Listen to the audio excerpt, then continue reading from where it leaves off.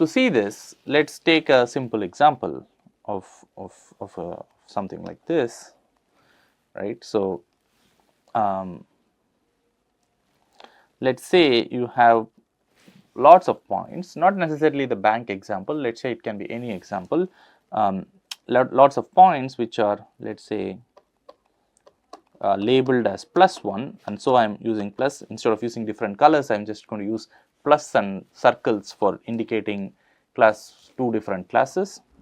Let us say I have plus class here, and then I have the circle class, let us say here. Again, these are, so think of this as feature 1. This could be age, this could be anything. Let us say it's some feature, and this is the feature 2 axis, and then you have data points like this. Now, what you also have, let us say, is a circle here and a plus here. Now, what happened is, what could have happened is, there are a lot of pluses, but then this single circle on the plus side or single plus on the circle side could be potentially what you might call as, this might be an outlier, right. Why is it an outlier? Well, this is typically the plus region, or this is typically the circle region, but then a plus is there. This could be because somebody, while recording the historical data of banks, misrecorded the label information, right. So, maybe somebody who was asked to type out, all the features, enter it into a database, made a clerical mistake, right. So, and so this which should have been a 0 now became plus. Similarly, this which should have been a plus now becomes 0. Now, what is the consequence of this mistake or this outlier, right? So, this is another outlier. These are outliers. Now, what is the consequence of this outlier? Well, let us say I have a test data point which I am going to indicate by shaded circle. Now, here is a test data point. Now, it is bang in the middle of the plus region. But now, if you are going to use the nearest neighbor method, now the nearest neighbor to this circle data point happens to be this circle, and so it will be labeled as circle. So, what happened is that by mistake, your nearest neighbor happened to be an outlier, and so you are incorrectly predicting for the test data point. So, in fact, if you look at, there will be some region around this circle, right. So, it may not be a circular region exactly, there will be some region around this circle where if you get any point, right. So, if you get a point in this region, what will happen is the closest neighbor or the nearest neighbor to any point in the shaded region, right. So, in the checked region is going to be the circle, and so you will actually make a mistake for if the test data point is in this grid, right. So, the checked region. Similarly, what might happen is there will be some region here, it will not be a circular region, it will be some kind of a polygon like this, but that does not matter. The point I am trying to make is that there will be this checked region, right. So, this will also be like a polygon of sorts. There will be this checked region where if you get a test data point, you are going to make a mistake. Now, that happened because your data is not clean, right. So, there are these outliers in your data, and in real world you always are going to encounter some sort of outliers or of some sort, right. So, there might be clerical mistake, it might be a mistake of let us say a sensor which is trying to detect your features, whatever it is, right. So, mistakes often happen in your training data, or there is an inherent uncertainty in your training data, there is some noise which you cannot control for, and so your data is always going to be messy. And now, as algorithm designers, we have to make sure that we do not succumb to this noise in some sense, right. So, now how can I fix this problem? That is the next question, right. So, I now understand that there might be these outliers of sorts. Let me go back to my data set as before. This was my data set, and I do have these outliers, but I do not want to succumb to these outliers. I don't want to make a mistake because there is an outlier. Now, how can I solve this problem? Well, pause and think about it. And again, one way you can do is one answer that I typically get when I ask students this is that, hey, why don't we remove the outliers and then run the nearest neighbor algorithm? That seems like a very interesting idea to do, right? So you just remove whatever is a bad data point and then run the algorithm with the good data set. But in 2 dimension, yes, you can see where the outliers are in some sense and then remove them.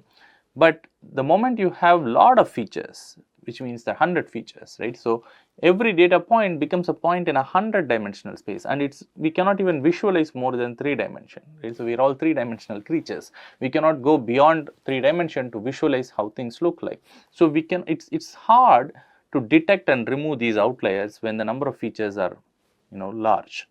So we don't want to go that route to remove outliers and then solve the problem. Instead, can we somehow change the algorithm so that it becomes kind of robust to outliers? And for that, what will you do? Pause and think. I'll give you one potential solution to this, right? So one way to solve this problem would be to do the following. For every test data point, let's say this was the test data point, test point. If I relied on the nearest neighbor, I'm going to make a mistake. But what I'm going to do is, I'm not just going to ask a vote from the nearest neighbor alone, but I'm going to ask a vote from more than one neighbor. Let's say I asked a vote from 3 neighbors instead of just one, which means that I look at the top 3 closest points in my training data to this test point, and that would be, of course, the outlier here, and then that would be this point, let's say, and this point, right?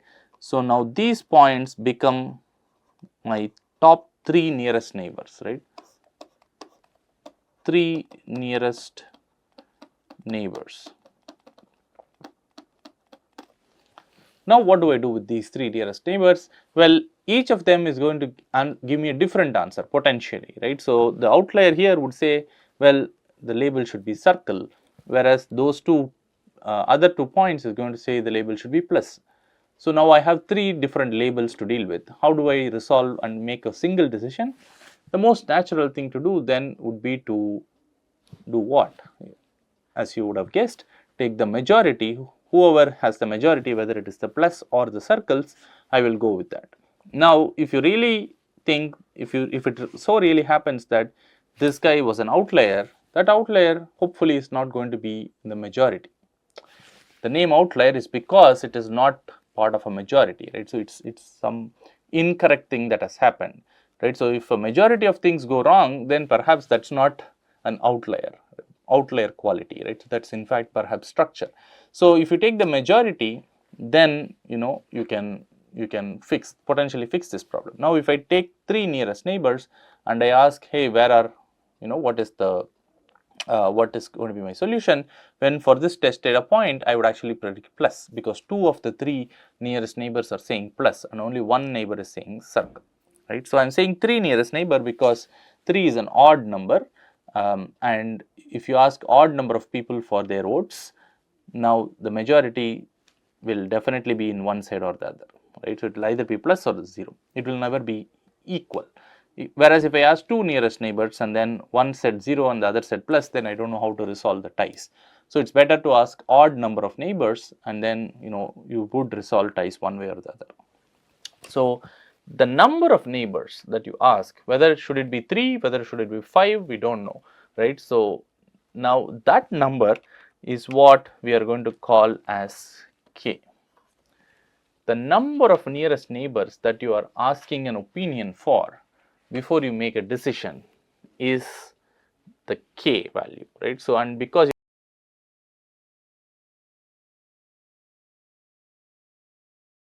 you are asking k neighbors, this algorithm is called as k nearest neighbor algorithm. Now, let me state the algorithm again. Decide the label based on the decision of the majority of the k nearest neighbors, as simple as that. And we saw why k is important as well, and why nearest neighbor makes sense as well. The common issues with this algorithm are the following. One is choosing k, which is how can I choose whether it is 3 nearest neighbors I should look at or 5 nearest neighbors I should care about, right? So, and we will talk about this briefly a little later. The second is how can I measure distances between data points? We saw the Euclidean distance is one way to measure distance, but is that the most natural thing always, right? So, depending on your features, you might have other distance measures which might be more relevant. Now, think about what other ways you might want to measure distances, and in your live session, maybe this is something that might be discussed in the live session as well. And finally, and perhaps the bigger issue here with this algorithm is that for every time I need to make a decision for a test data point, what are the steps involved? I should first figure out the distance of the test data point to each of the training data points, and then I have to sort them in increasing order of distance and then pick the top k. Now, if you had a million data points, let's say it's a big bank and the bank had last 25 years, it has had like million or 10 million customers. Now, for a new customer, I need to figure out who are the top 10 nearest neighbors. Let's say I decide to use k is not 10, let's say k is 11, it has to be an odd number. Now, I need to figure out who are the top 11 nearest neighbors of this new customer. But then there are 10 million customers in the bank history. So, I need to figure out the distance of the new customer to each of these 10 million people and then sort them and then take the top 11, and that's a very, very expensive computation. In other words, to make a final decision for any data point, you need all the 10 million data points to be available to you, right? Only then you can compute these distances. In other words, you have not really extracted out a model from this data set.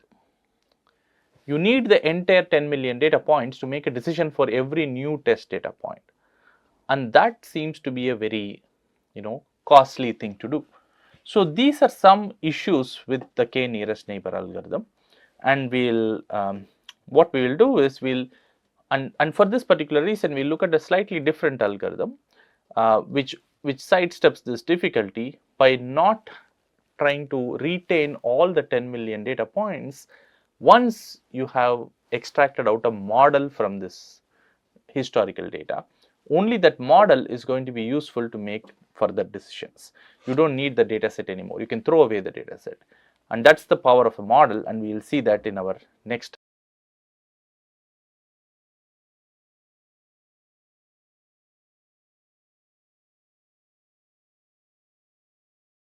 algorithm.